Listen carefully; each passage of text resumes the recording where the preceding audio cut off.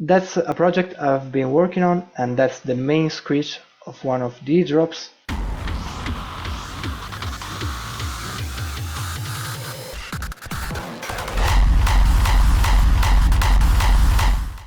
The fourth guest on my channel is Exophora.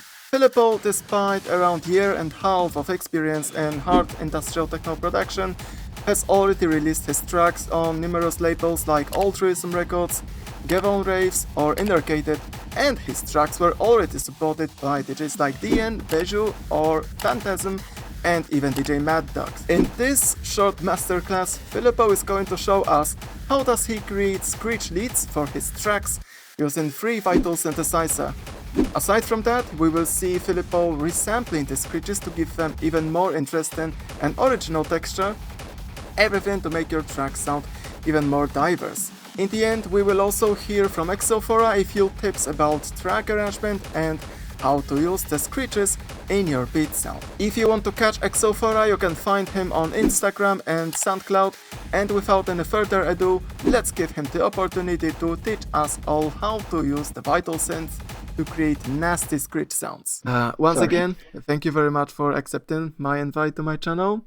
Maybe some of the people that watch my videos already have seen your tutorial on the kick drums.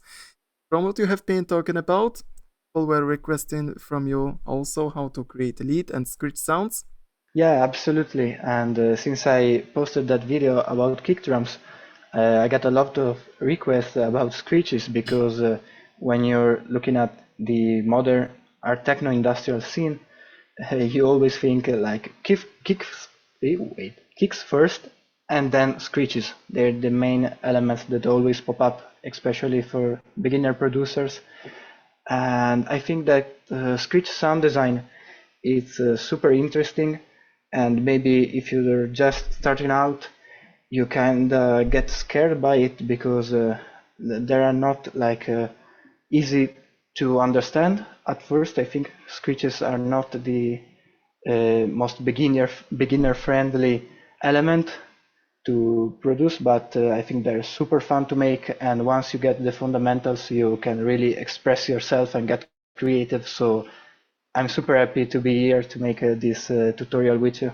Yes, most of these modern techno releases very often have screeches sounds to the point that you could think you can't come up with something original in that matter.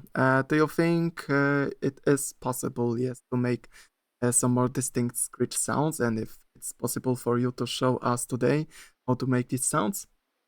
Absolutely, I think screeches can be extremely creative. You can make screeches out of any sound. That's the coolest part because what I usually hear is that a lot of producers tend to rely on the same screeches, the same presets or loops, but I think we can show that you can make so many cool things while making screeches that you can really express yourself and find your signature sound.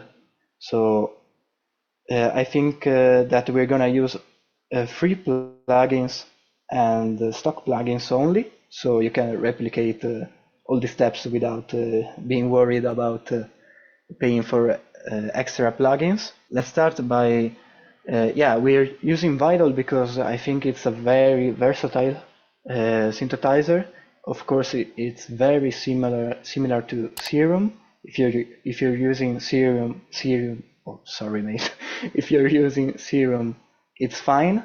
They're very similar. A lot of functions are basically the same, but of course Vital is free, so it's available to everyone.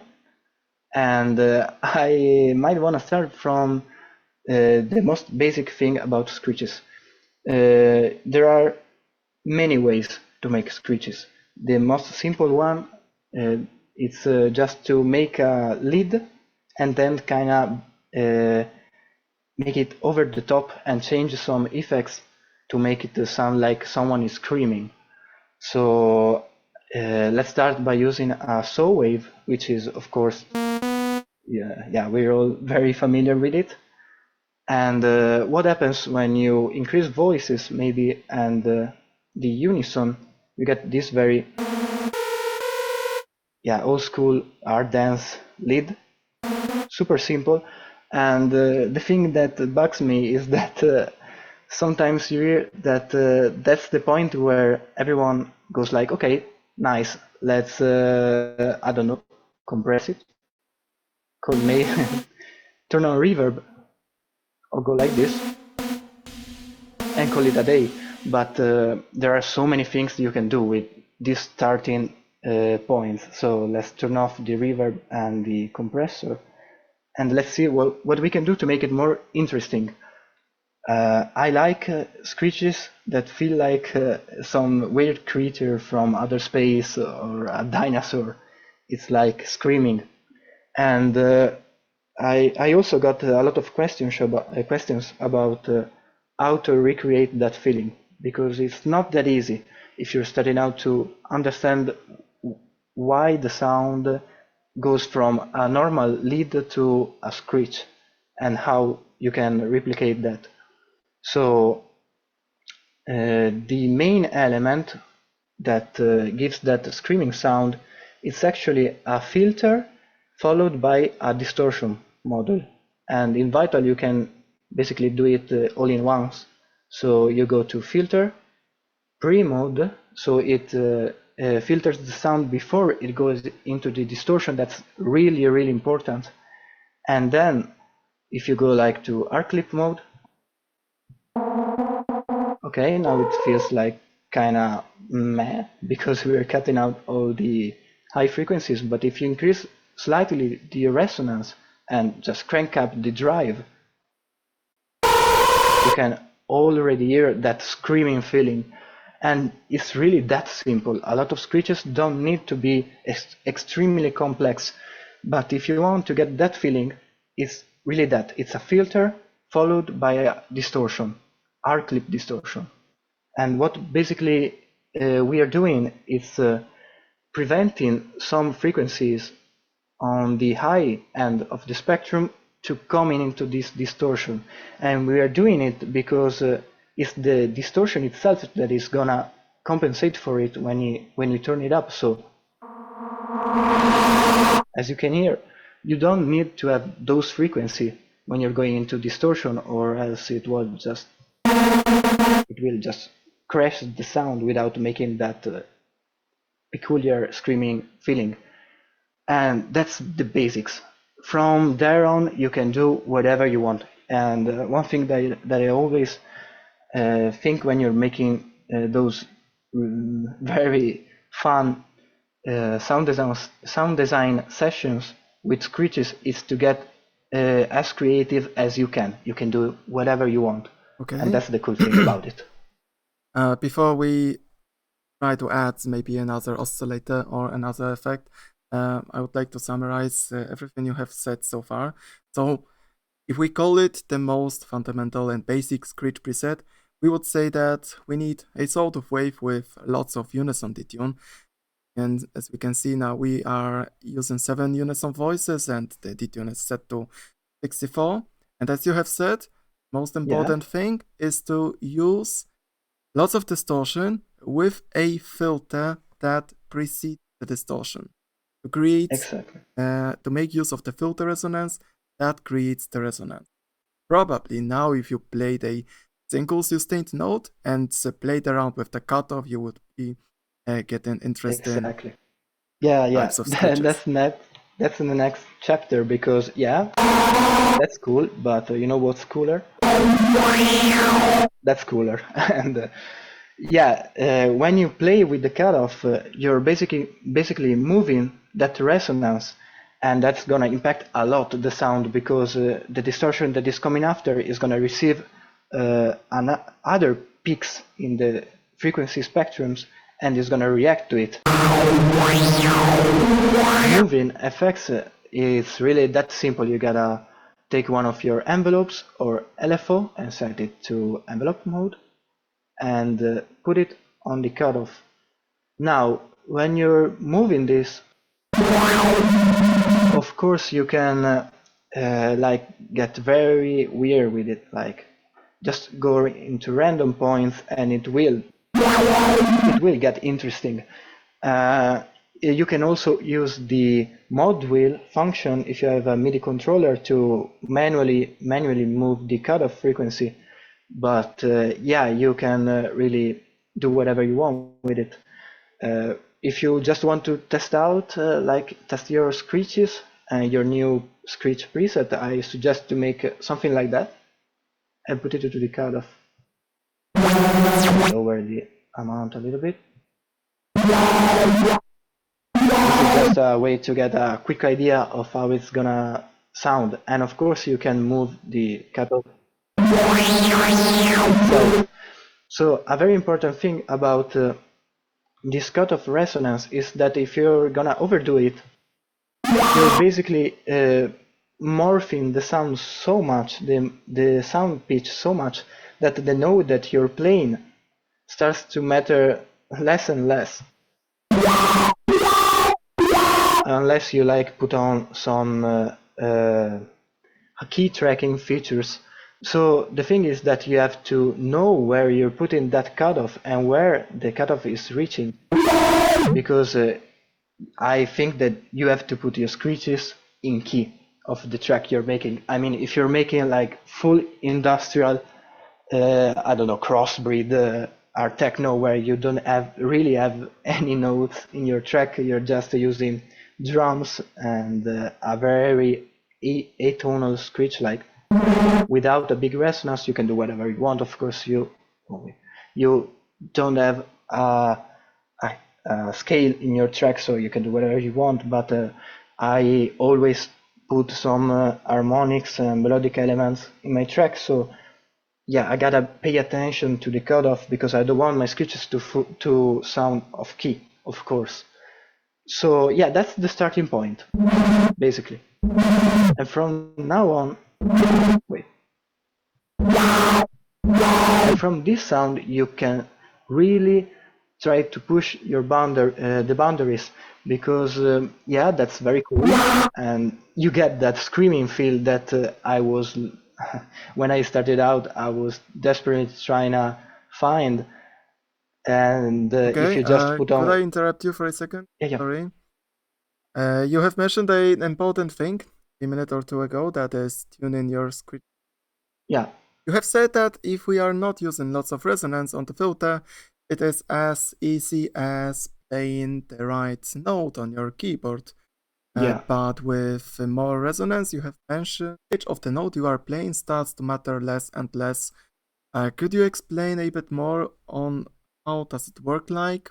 If I wanted to use a very distorted screech with lots of filter resonance, how I should go about tuning that screech, the kick drum?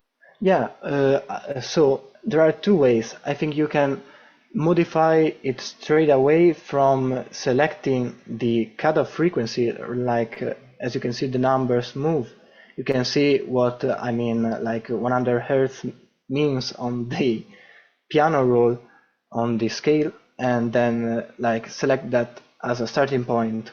So basically, I don't know if 100 hertz is like a D sharp, and you're tracking it's in D sharp, you should be fine like that.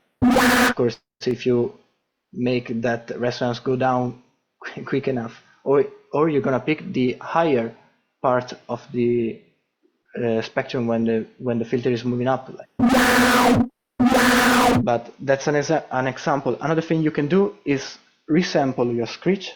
Just move the settings as you want, as it sounds good to you, and then once you resample it, you open up a Pro Q3 from FabFilter or any equalizer, see where the fundamental frequency is. To explain to our viewers a bit better, could you show us how do you find that fundamental frequency? Yeah, I'm gonna wait. The screech or yeah, of course. Let's see if I open up Pro Q3. We're using it not as an equalizer, but basically to see where the frequency is on the keyboard. Okay, so as you can see, right now the note that I'm playing at this cutoff rate and resonance, it's a C sharp. And yeah, another important thing when you're analyzing frequencies is that you don't have to pick the louder peak. Let's take with a lower note because that's very harsh to my ears to hear. Okay, so in this case we got E as a fundamental note, but if we look at the spectrum, the higher peak looks like around here, but you actually don't care because the fundamental frequency, which is the one that actually gives the note that the sound is playing, is the lower peak of the spectrum. So for example, right now we have to pick this E right there. So our screech is in E, for example. But if you got a track in F sharp, what you gotta do is basically pitch your screech, your resampled screech, up 2 semitones. So you go to the F sharp, and the fundamental is gonna be at the F sharp note, and basically that's it. Later we're gonna resample our screeches that we are sound designing because it's a very important phase, especially if we're gonna see how to design patterns for kick. Okay. Sorry, for screeches. And when I find that peak, I want to read out its frequency. Yeah. And let's say if the fundamental frequency of the screech is 20 Hertz, how do I use the information to later tune this screech with the kick drum? Because I can imagine that when I try to find the same fundamental frequency on my kick drum sound, it's not going to be probably 220 Hertz, but lower, like 60 or 50, because the kick drum has to occupy the low end. Well, we're gonna look real quick at the kick drum. I'm gonna take one from my. Now, our techno kicks, industrial techno kicks, call them as you want, usually have a rumble. Using industrial kicks, usually you have a rumble, and Martin has a lot of nice tutorials about rumble, so you gotta absolutely check them out. And what is a rumble? If you don't know, it's the tail part, the second part of the kick. Now, let's say if this is our kick drum that we are gonna use. As you can hear, it has two different, well-distinct sections. It has a punch, which is the first part, and the tail, which is the latter one. You can call them with many other names. I go with punch and tail. The tail, when you're making industrial kicks, usually is a rumble, which is rumbles are used also in gated kicks in raw style and in our dance. It's basically this very warehouse low frequency reverb based. And what happens when you get rumbles oftentimes is that they don't have a very distinct note. Now, for example, here, yeah, the software tells us it's a G, but as you can see, this peak is not very distinct. Like, for example, this peak is way more evident, and when you're having to deal with bass, it's not always that clear. Yeah, there's a lot of sub bass and a lot of mess when you're dealing with rumble kicks. So what you can do, and what I personally do, is to tune my screeches, and yeah, it's better to say, like, when I'm making tracks, I tune my kicks to the tracks that I'm making, because I never start by the drop. When I'm making a track, I never start by the kick. I never start by a screech. I start by a concept, an idea, and I usually do that by using synthesizers, and I don't know, come up with a chord progression, a synth that I really like.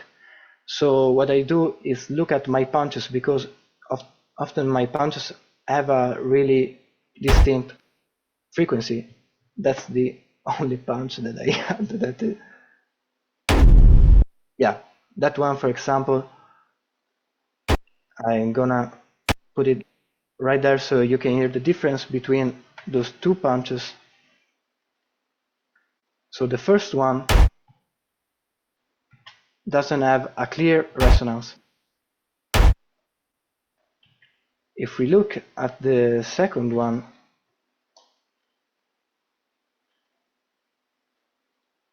you can see that right there. Oh wait. You can see that right there there is a peak, and that's that low resonance that you can hear basically gives the kick an actual note. So you gotta pay attention to it because you don't want to feel like completely out of key when you have so many other elements like harmonics, chords, lead sound, especially if you're using leads, and also screeches. So you gotta pay attention. We're not making like a raw style, so you don't have that super resonance on your punches, but still you can definitely hear that low 2, which is giving the pitch to the kick. So yeah, you have to pay attention to it when you're also making your screeches.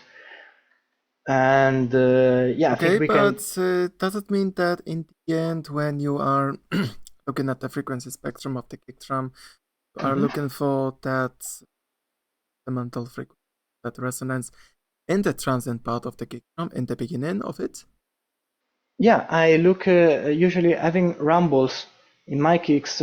It's kind of useless to look for the fundamental in the sub bass, or at least, yeah, you can do it. Of course, you will have a frequency that is louder than the other. But if the peak is not that clear, you basically don't have to find the fundamental frequency on the rumble of your kick. But if you got a very tonal punch like this one, you can find it right there. We can say that we're in C right now. We have a C type of kick, and if we move the pitch down, for example, it's gonna move. Now we're in G sharp, for example, and that's how you can look for frequencies that maybe are ruining kind of the vibe of your tracks. Often you can definitely tell that something is wrong, but you can't really pinpoint what it is. And if it's something about notes, if there is some sound that's, yeah, it's nice, but it's not like it's sitting on the perfect spot on your mixes, it can be something like that, like a resonance that's out of key and maybe is giving you that strange kind of feel that something is wrong. Yeah, but I mean, when we're talking about you when we're talking about kicks, usually you don't have that very present resonance. In my tracks, I usually do put those resonance because I like them. But if you're listening to a lot of other industrial techno tracks, you often can't really hear that difference because the punches are not really tonal. But and if the punch is not tonal and the rumble is not tonal, you can do whatever you want with the screeches, of course. Okay, so if we go back to our screech, oh wait, if we go back to our screech, like that's too harsh. I don't like this. Okay, if we consider this our starting point, we can do so much with our all into Vital. Of course, you can have some filters out there, like with auto filter enabled on, put on your saturator to get that distortion. I'm using Vital just to have everything like right there. So what we can do to make this saw wave kind of funnier, let's say, let's disable it for a little bit the distortion. That's our bass sound. We can go to sync mode and just put a randomizer on it, enable by right clicking bipolar mode, so it's gonna go both left and right. And what this is gonna do is basically moving our face while we play the note.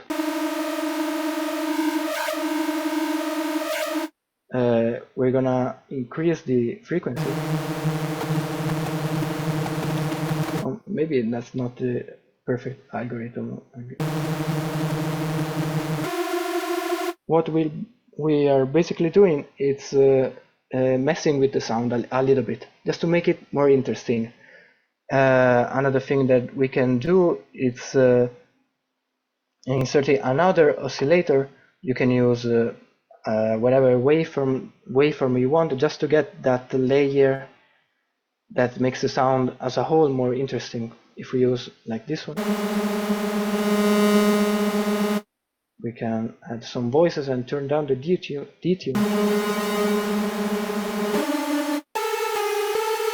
It's gonna change the character of our sound. Or you can just go back to our beloved saw wave and maybe, I don't know, pitch it down.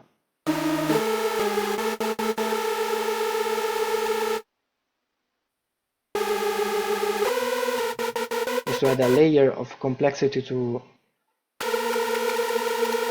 our oscillators. You can add some white noise or any other sample just to make it cooler. But the real deal, I think, is right there in the effects section. Because as I said before, you can make screeches out of anything if you got what you need. And if we turn on our distortion back,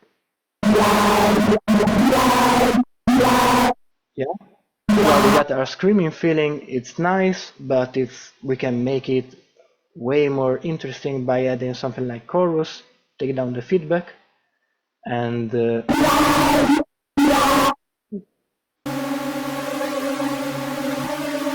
what it's gonna do is basically while widening the sound, make it move, so it's not that stale.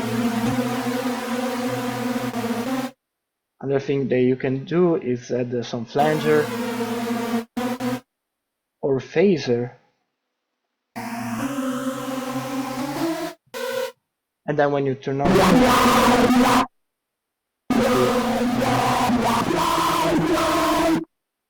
it adds just that little bit of difference that can really make your screeches sound better.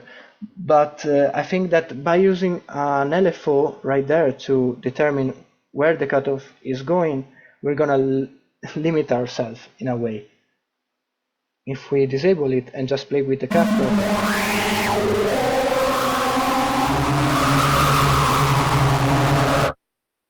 you can really get more interesting sound, I think. And just to give it a quick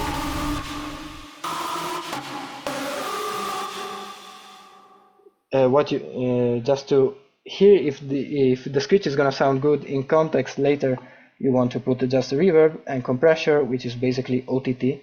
Turn down the low band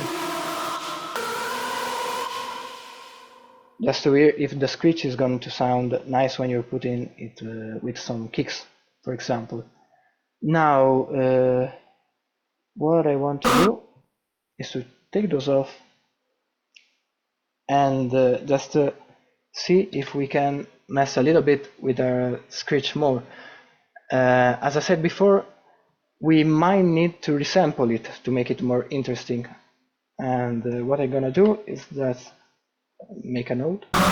Basically, when you're resampling, you're taking a sound from a MIDI input and sample it as basically a audio file. So if you don't know how to do it, you gotta insert a track like this, an audio track. Then go right there, go to resampling mode, and if you turn on the recording button right there, if I'm gonna play something, just put on a note right there. If we have our note here on the MIDI channel, let's say that it's a stable F sharp, like that, but we're gonna record it while we were moving the cutoff from vinyl. What we want to do is resample our note while we are moving our cutoff, because when we're gonna make when we're gonna play with our sample, it's gonna be way more interesting if we have a lot of material to work with. And so we're gonna press record right there, open up Vital, press record up there, then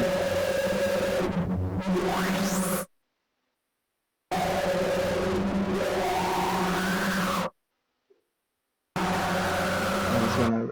I got latency, man. What? Okay, so now we should have like this sound right there. And as you can hear, we're moving the cutoff a lot because we want to have all these variants of our screech, of course. And then we're gonna cut it up and make an interesting pattern out of it, but I think we need to work on the screech like a lot more, because right now it's too stable, it's not that interesting. Let's turn the volume up a little bit. And there are so many things that you can do while having this big sausage there. You can chop it up, move the pitch up and down using the Ableton algorithms. Like a very cool one is texture mode, and it can give you some really interesting feels when you overdo it, like and reduce the grain size. It's basically gonna ruin the sound, and in a weird way we want to ruin our sound sometimes, because it's gonna create a lot of artifacts that we're gonna use later to make it more complex. So right now I think we need to chop it up a little bit to make an interesting pattern, like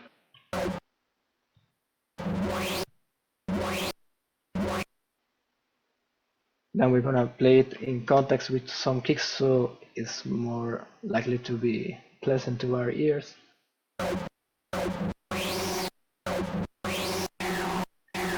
And like take this part and you can basically puzzle your way out of it.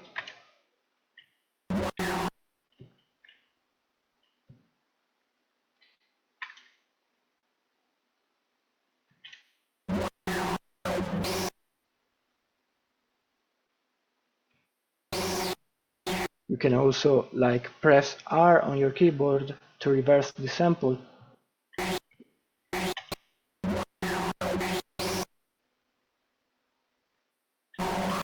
And like let's say this is our screech loop. It's not even 4/4, like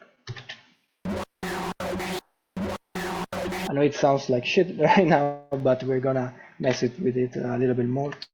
So let's take any reverb, for example,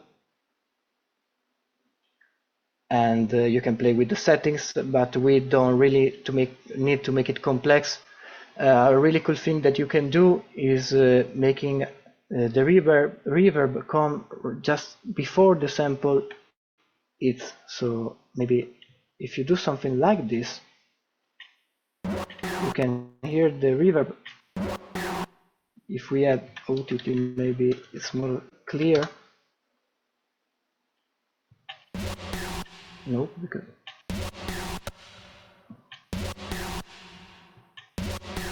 there's something. Now the sound is dry, and when you're increasing the reverb, basically you're making your next section of the screech hit way harder. But that's a trick that I think we're gonna work on later. First thing, we need to get rid of the low end,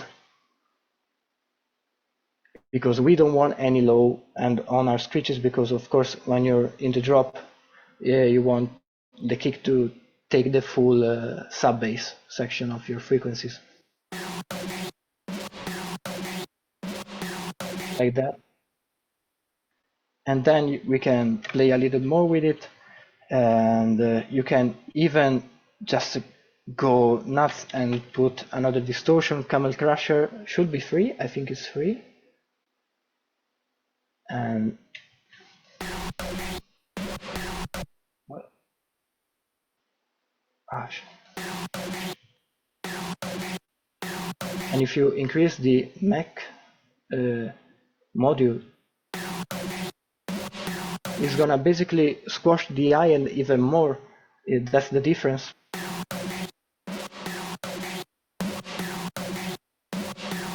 You can hear the difference in the high end that is gonna make the difference when you play with kicks. So just let's go.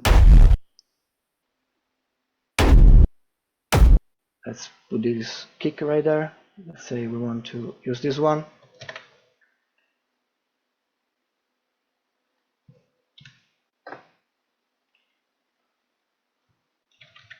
Let's lower the volume, of course.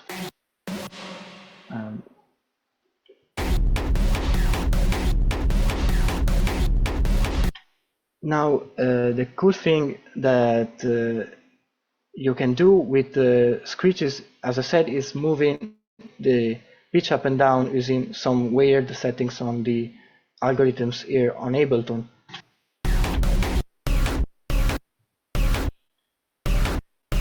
As you can hear,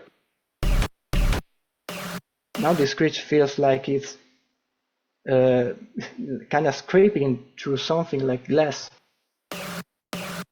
That's the difference, basically. And then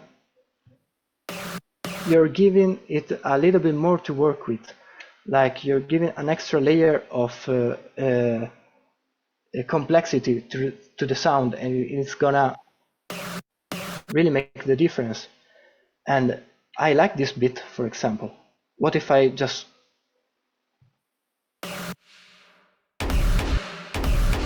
put it right there?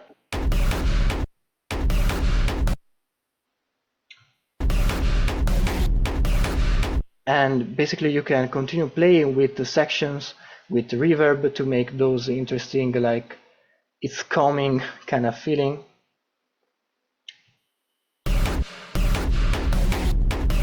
As you can hear,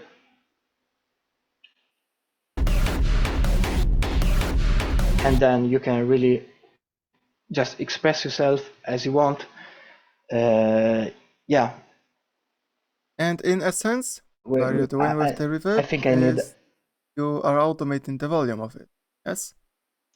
Yeah, I'm automating the volume of the reverb, but that's a very common trick that it's used. Basically, you want to create that effects that increases the volume of the reverb before the actual sample is playing.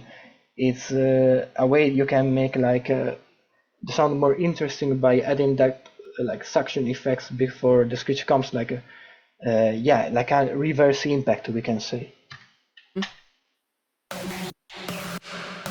There's a very similar thing that Geweld did in his trance production live stream when he was making percussion sounds, and when he used long open hi-hat sample, and he wanted to give that sample a bit more of an impact. What he did is that he took a part of that open hi-hat, he played it right before that hi-hat sample, and that small part before the right hi-hat sample was turned down in volume and reversed, so you have a small fade in for the sound.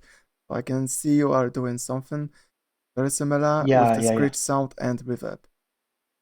And you can do it with anything just to get that little bit impact that you might need. You can also do it with kicks. Right now I take in the punch, reverse it, and just put a little section if we want just to look at this, like, and in context it goes, and it just gives that little bit detail that is needed when you're making tracks. And for example, let's say I like this section of the screech, as I said before. Why don't we just resample it again? Of course we can do it, because you can like go ahead in this loop of sound design, resample, sound design, resample until you get a nice result that you like. Yes. This journey never ends. Yeah, it never ends, and it that's what I mean by saying you can really get creative, because you can really make something interesting. You can add FM synthesis. You can basically put any strange effect. I'm gonna show you how. If you like don't care about this section right here and just want to resample it, you can also like freeze and flatten. it's basically the same thing. Pay attention because you're losing the effect chain that you get right there. But if you don't care, if you're just in full sound design mode, you go straight ahead. It might not be the most intelligent thing to do, and of course I do it a lot because I'm not that intelligent. But I say I like this screech, and I feel right now we're getting somewhere interesting. You get that monster screaming vibe. And as we talked about before, we can always like take this section of the reverb and just put it there, reverse, make that little fade, just lower the volume a little bit, it's gonna be too much, and that's kind of cool. What you need to do when you're making screeches is, yes, get creative, but also keep in mind some some really important notions that are gonna help you in the mixing phase when you're making tracks, because yeah, screeches can get real messy in the high end, in the mid section. So always remember to cut off the low when you're not using it. You can do it at every stage basically, just to get that clear. You can hear that peak right there. We might not need that much, so we can lower it. And that's a very, very simple screech, but you can do a lot of things with it. So if you press like Control, oh wait, I forgot the name of the ladder in English. Control and J? Yeah, exactly, Control J. You resample it just real quick, and you get the full sampler right there. And then what if we like decide that we want to move again the pitch with the texture mode, like go down, like there, then play with those settings. You can also try the other. It's not that big difference, but you can also play with those settings to maybe find the sweet spot, because that's all you're gonna need at the end of the day. You're gonna find that sweet spot that really gives you a sound that you're comfortable with when you're making this kind of very harsh and screeches. So let's just to hear how it sounds, let's put back our small kick loop. Okay.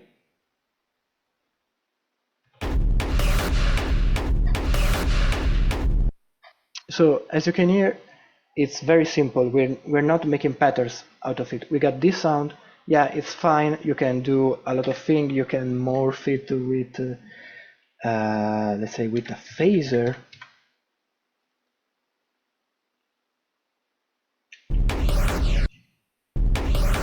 Maybe that's too much, but you can also go to flanger mode.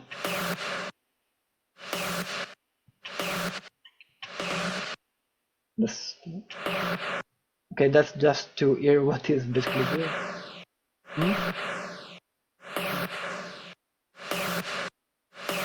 As I said, you're basically adding layers of complexity one after the other while keeping a coherent sound.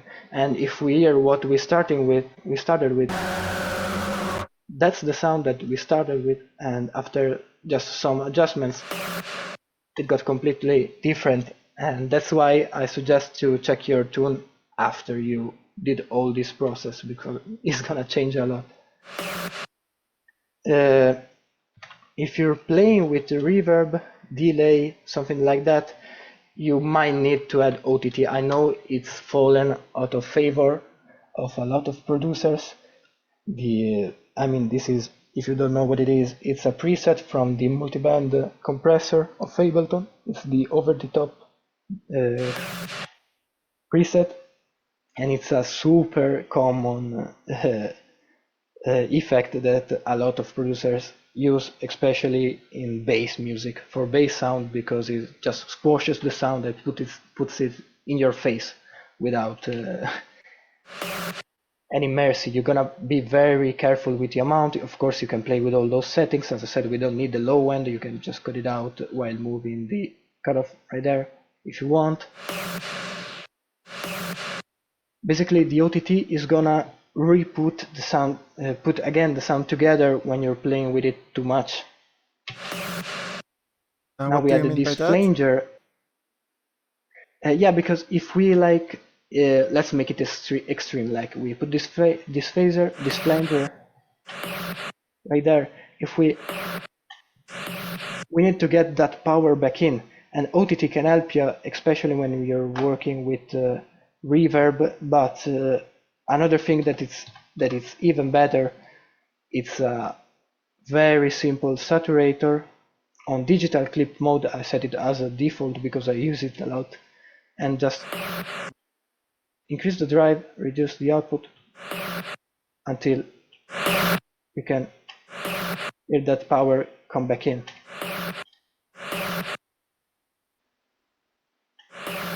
Make the waveform of the screech look like a sausage again. Yeah, exactly. And that's a thing that LS41 said in their tutorial about kick drums. Sausage are actually fine if you can like manage them, and that's because I think that in general electronic music is keeping moving into a direction where everything is more clipped through our clips distortion modules, because we wanted to have it louder than everything else. And you gotta pay attention. I mean, I'm not one of those that say just don't clip anything, and when maybe a master is coming in and you say, wait, it's not that loud like the pros track, it's because maybe the pros, let's say, are just clipping it to the max and just don't give yeah.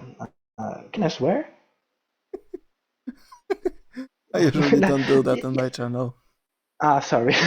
Yeah, just know that a lot of pros just don't care about those very technical stuff. They just clip everything. Like, clip everything, because louder, it's actually better sometimes. It's strange to say that, and I know that a lot of people won't agree with me, but I have the feeling, I mean, we're making art, electronic music, like art dance music at the end of the day.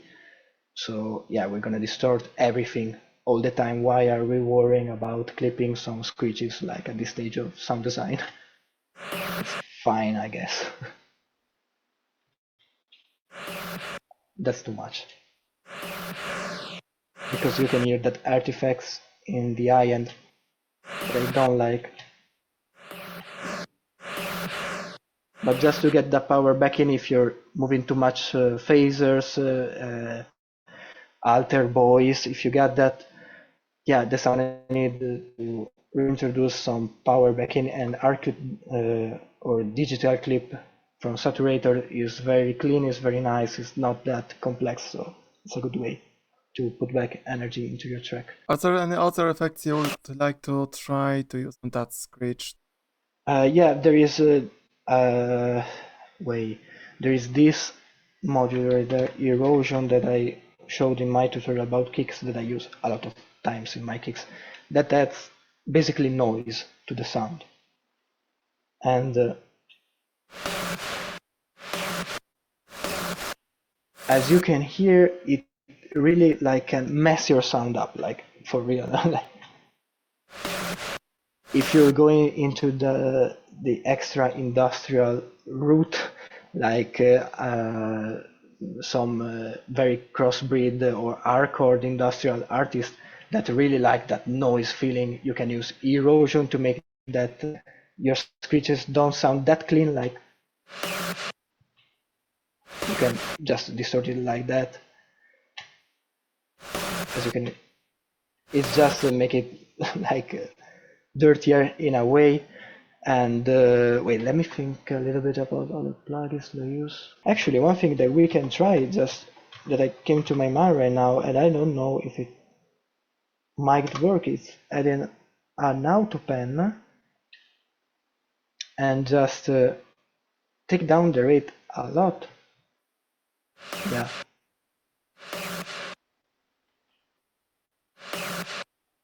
If you do this, basically what you do is that you're moving the sound on the right and the left side of the pen, and well, basically if you're doing it like real quick, it gives that strange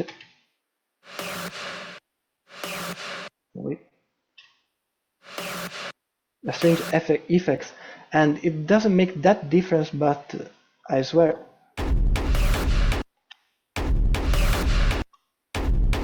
to me it's not a big difference, but it is something else, you know. And when you're adding just a lot of small things one after the other, I think you can get really unique results, because yeah, you can just as we said at the start, just put on some saw waves, increase voices, detune, and just call it a day. It's a screech. I mean, yeah, but you can also do something weird like adding an auto pen, but there are so many things that you can do. Yeah, I gotta think something else like because I'm also thinking like with free plugins or native Ableton plugins. Would always suggest the Beat Crusher effect or Redux in Ableton. Ah, yeah, Redux is amazing, man. This shit is. Wait, I said shit, sorry. Re. Here it is. Yeah, the Redux is really cool. Basically, you can bit crush some sounds. You can add like a reduce. You can reduce the bits, make it like in less quality. You can reduce the quality of the sound in a way, but in screeches it might actually work because, as I said, we're making our music and heavily distorted music, so it might also work. You can also play with the rate right there. Then and do basically as you want. And one thing that I actually got asked about is how do you make the screeches impact more during drops? Like how you can like tease the screech during the build up and then make it full power during the drop. There are so many ways, and I might need to just make a quick pre-drop. Let's take it there as we did before. Reverse. Let's see. Okay, just wait, let me right quick take a feel.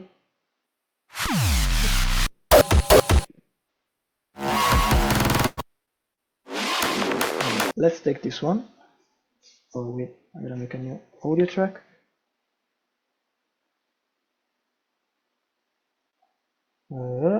Okay, I should be fine.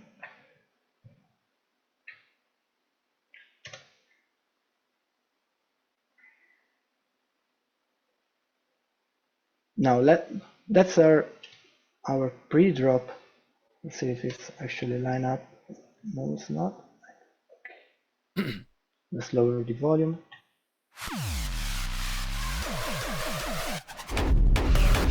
Okay, so how you can tease this screech in the pre-drop?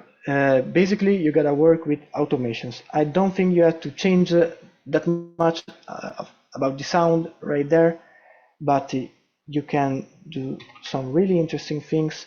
Like, for example, just put it right there.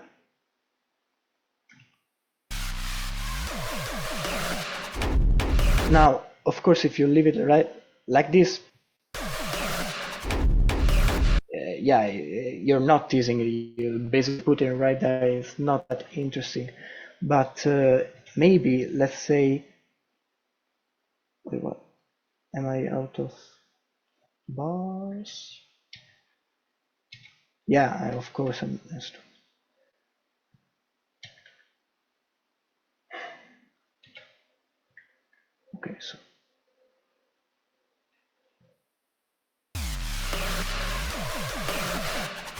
Okay, so let's start working with it. What you can do is basically add a filter before it, like a node tool filter, and you can go either way with low cut or with high cut, low pass on or high cut.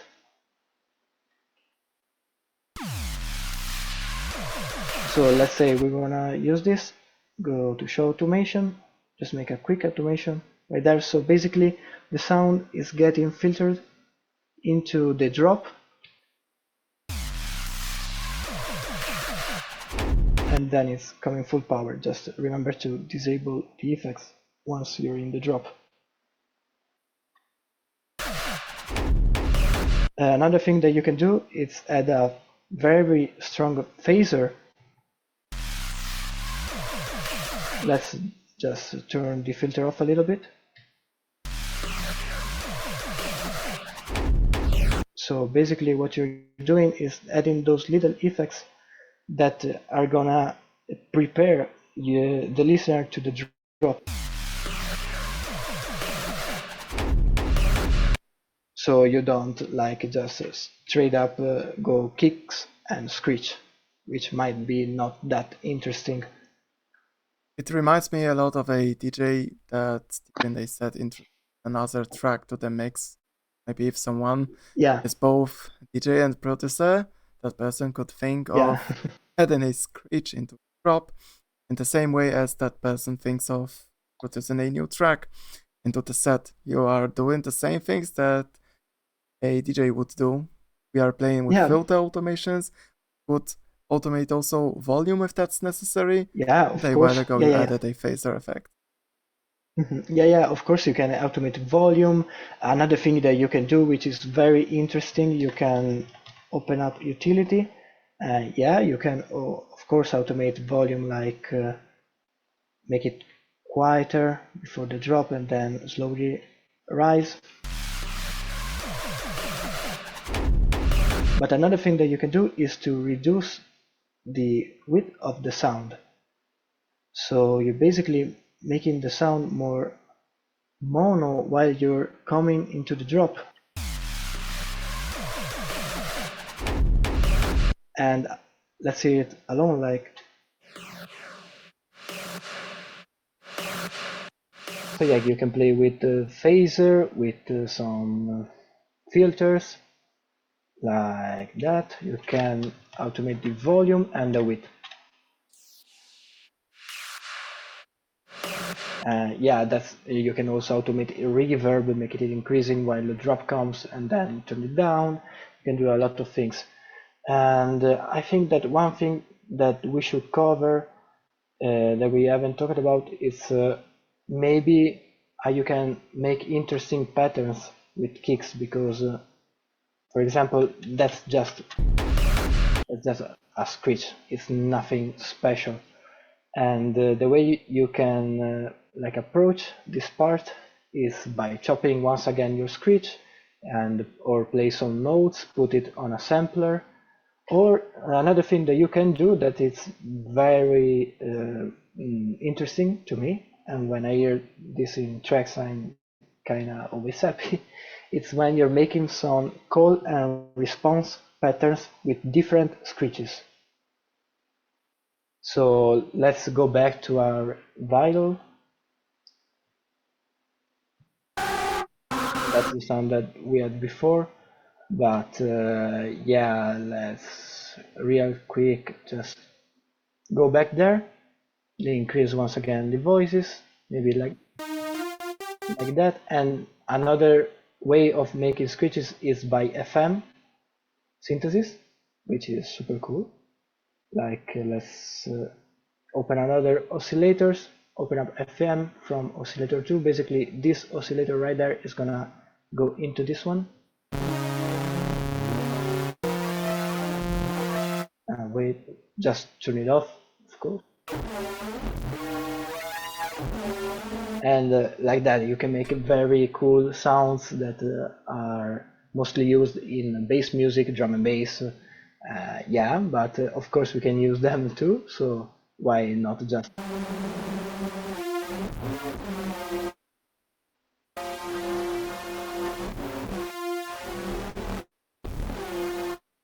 like I like this movement, so I'm gonna use an LFO to make it.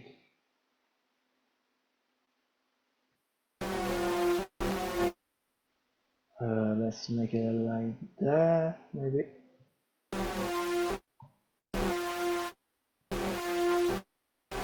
Then what we can do is, go back to our chorus, make it wider. Why not just bring on distortion once again, and let's use the same LFO.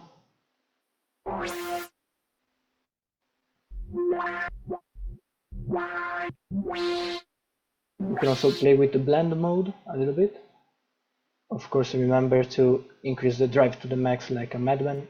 Okay, that's much. Sorry.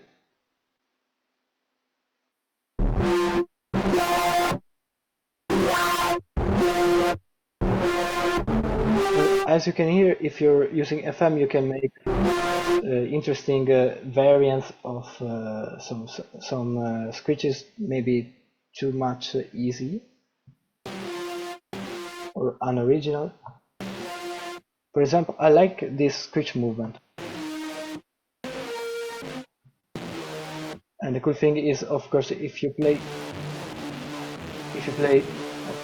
different notes, it's gonna follow this movement because we're using FM and not a resonance.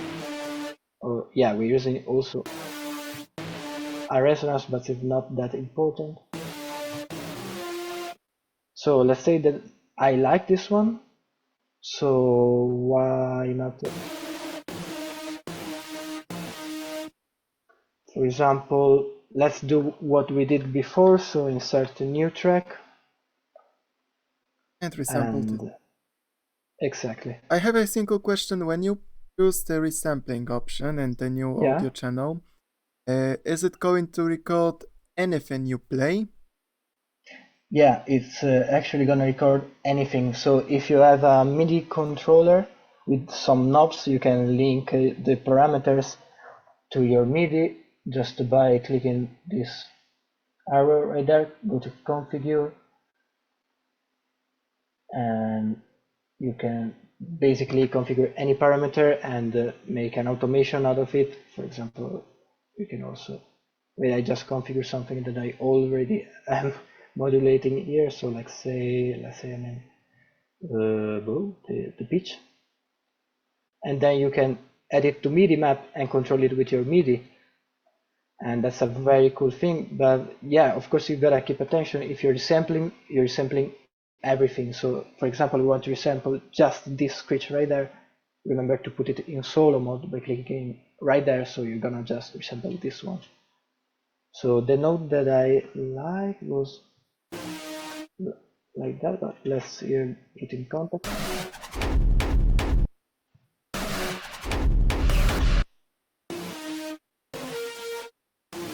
I like this note right there. So yeah, put it in solo mode, start the recording in resample, and just away. Maybe I should just make it shorter. Too short. Okay, so let's use this one. As we did before, just put this one in solo mode right now so we can play with it.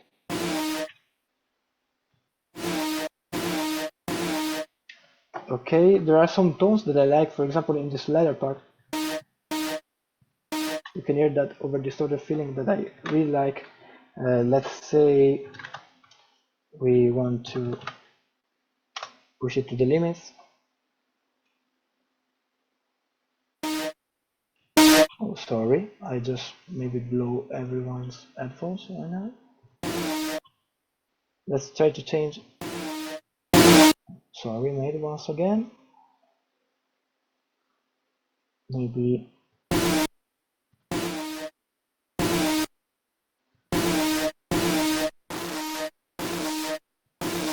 I'm trying to accentuate some overtones in the distortion.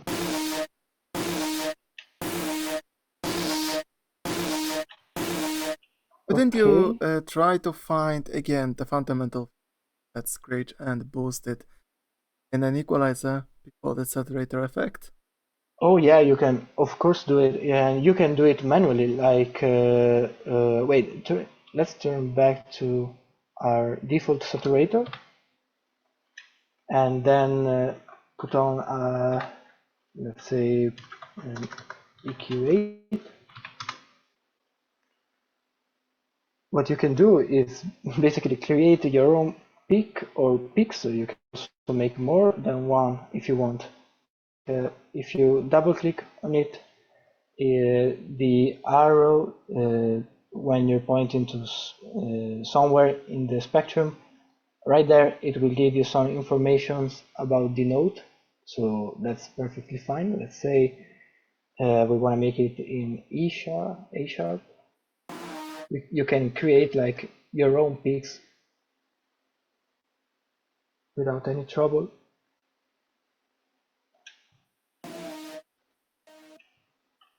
For example, I want to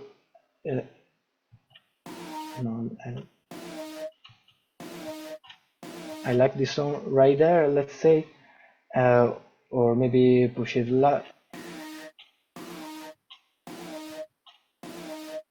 Okay, so what we've done is basically create more peaks, and as we saw before into Vital, what you do when you put a saturator right after it,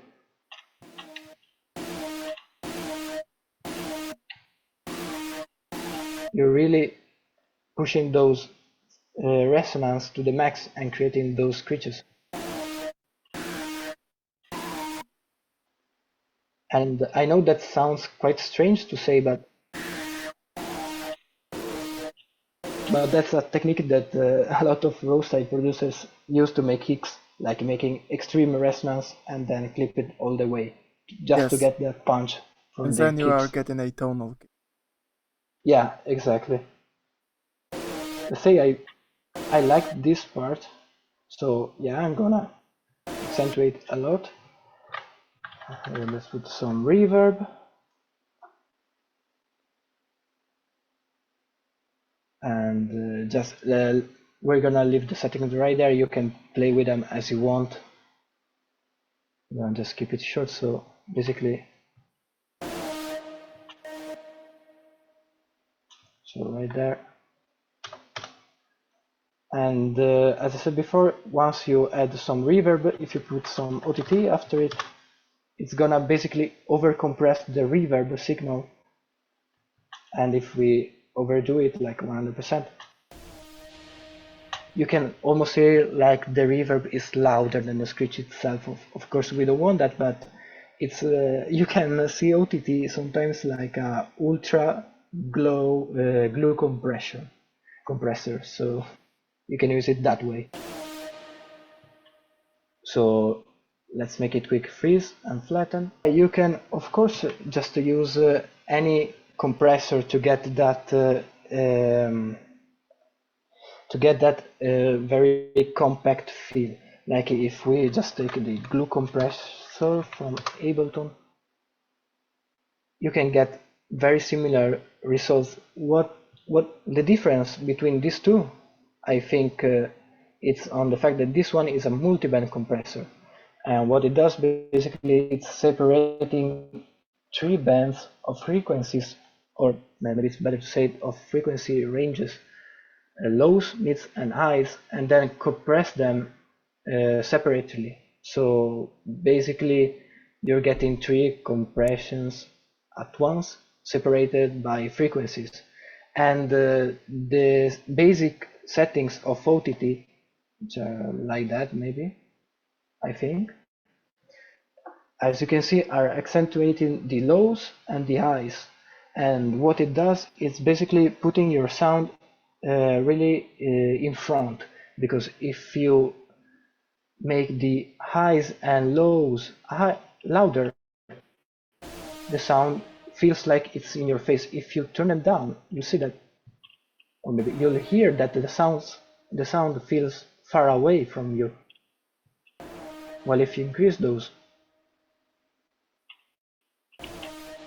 the sound feels like way more close to you, and that's the the same the same thing that I was talking about before about loudness in electronic music. Right now, it's a lot of old school bass producers say that OTT basically ruins a lot of modern productions because everyone uses it, and everyone is so used to the OTT effect in your face, just straight ahead, over compressed, that it kind of ruins a lot of mixes, and I kind of get what they're saying, you know. So OTT, you can of course use it. I love it, but use it with some responsibility, you know, guys. Don't overdo it. Like, don't. This doesn't work. I mean, just use it to basically as a blender. I use it as a very strong glue compressor, basically. So let's say this is our sound. So yeah, let's just freeze and flatten once again. And now we can finally work on our screech arrangement. You can keep it simple, honestly. With those big screeches, like these are two. No, wait, maybe let's go right there. These two screeches are very big. They don't. They are far away from the typical lead sound, you know, because you can have more screeches that sound more like leads without synthesizing them like. Sorry for the volume. And this one is similar to those, like it's a big screech that sounds more like a dinosaur dying, and then this one feels more like a lead, for example. This one too. And you can arrange them in a lot of different ways. My rule is basically don't over complicate things when you're making screeches as screech patterns, you know, because the sound is already very complex, like super complex, if you're making like something like this. So if you're gonna make a complex sound, the pattern is gonna be simple. If you have a very simple sound, you want to make the pattern complex because you want to balance those things. It's the reason I think why percussions use very creative rhythms and patterns, because the sound itself is not that interesting, but if you like arrange it in a interesting way, it can make up for it. And if you're making very complex pattern with those screeches, it's just gonna sound like a complete mess, honestly. So let's do the same old trick with the reverb tail. So let's hear those two together.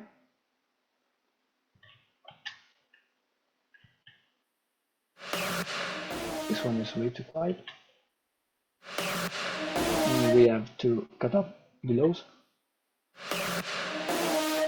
For example, this is a very extremely simple call and response. Like, this is the call, of course, the first screech, and the response is coming from the sample, from the second one.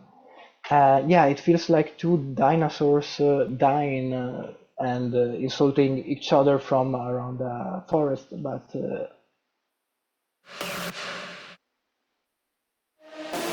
when you're making them work together, they can really sound great.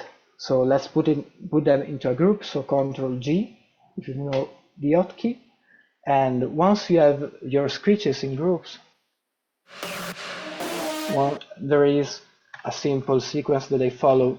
First thing, cut off the low. Don't think about it. Just,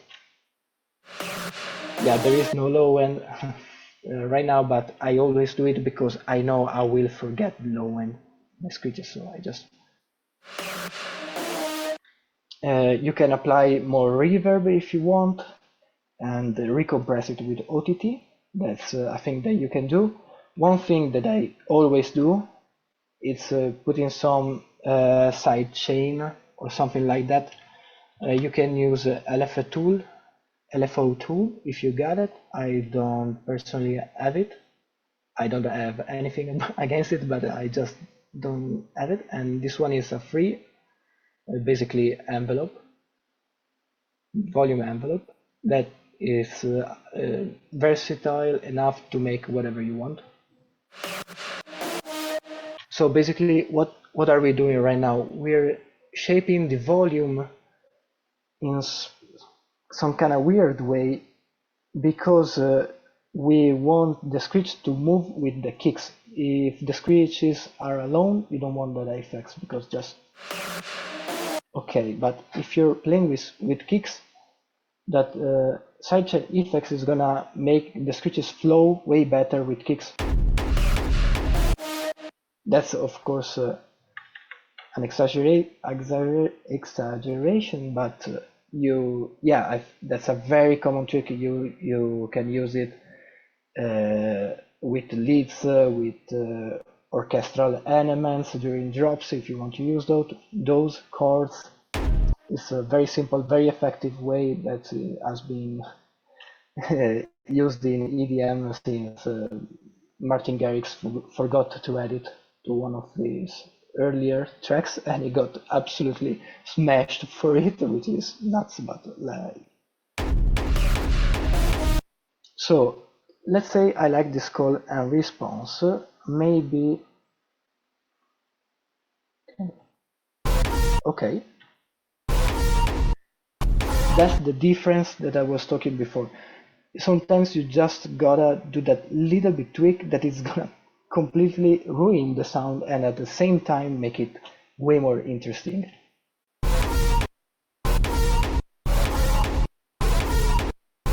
I like this. I mean, I liked it way better than the original one.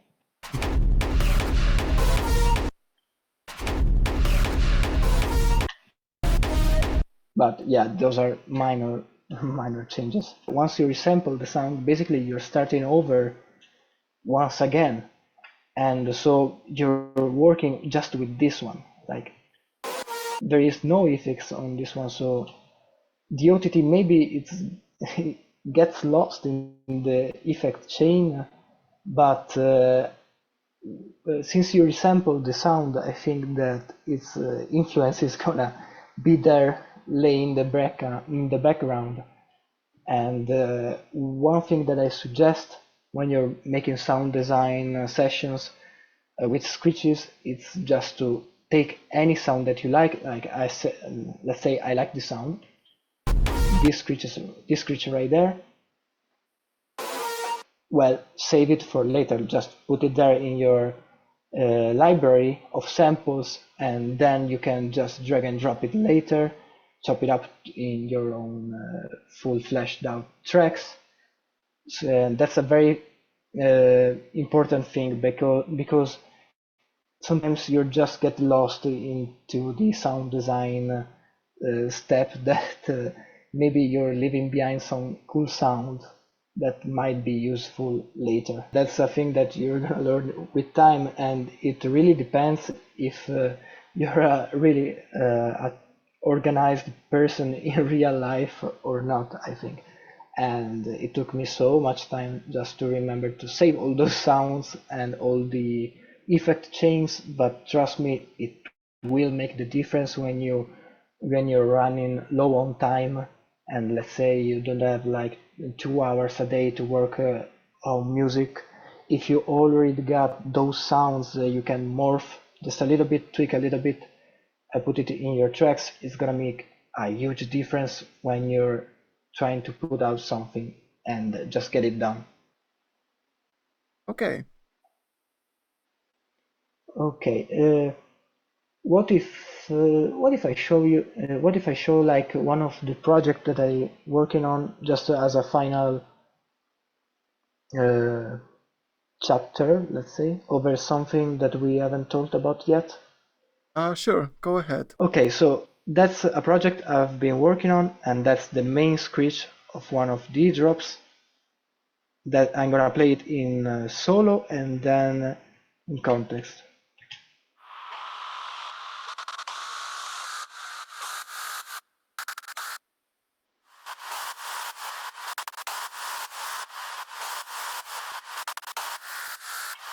And that's in context.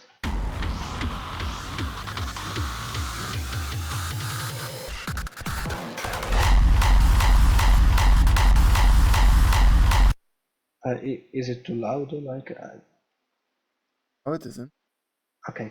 So, yeah, that's the screech that I've been using, and for making the screech, I basically did what I just show you, just in a kind of different way, because every time you make new screeches, it's a little bit different. If we're gonna see in detail what I did here in the arrangement, is just that little bit of chopping up just to make it more interesting. You should absolutely do this when you do that, because otherwise you will hear some clicks and you don't want clicks. But just basically that's the sound. It's nothing crazy. If you That's just a lower pitch copied one copy of it, just to make it more impactful. The interesting thing maybe is right there, that's the pre-drop.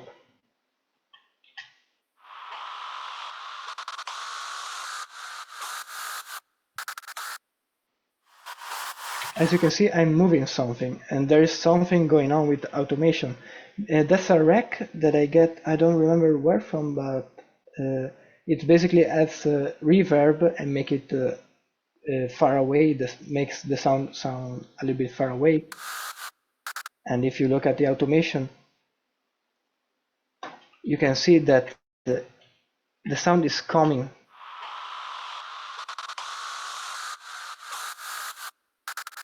closer and closer, and then we got this little bit ta ta ta ta ta before the drop, and when this goes, I just straight up put it in mono,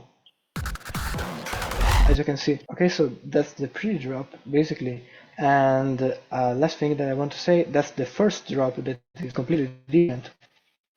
Oh, but I just, yeah, that's the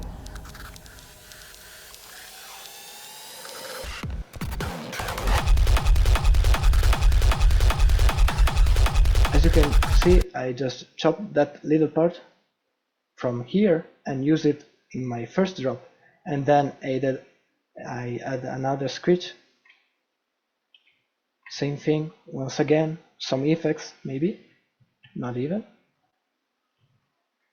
that's very simple. There is a phaser going on, and that's the call and response.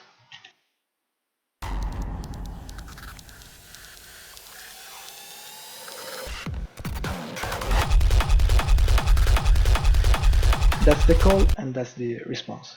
Okay, I think we did everything in almost 2 hours.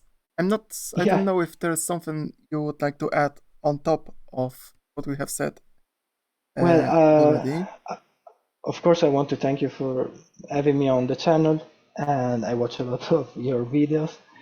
And yeah, the thing that I want to say is basically get creative, have fun with it, because if you're having fun while making music, you're doing things the right way. Don't worry about failing, just try out different things, and yeah, that's it. Yes, today you showed us a lot of ways to get creative with screeches sounds. Some of the things, especially using the warping with that texture mode, is also that also caught my interest. We have seen many nice tricks. I'm also glad you showed some projects of yours where we could see how the screeches sit with the kick drum in a finished arranged track. Once Exactly. again, I would like to thank you very much for accepting my Thank you so invite, much. making this video today. I wish Thank you you a so great much. night. Have a good night, everyone. Thank you so much. Bye bye.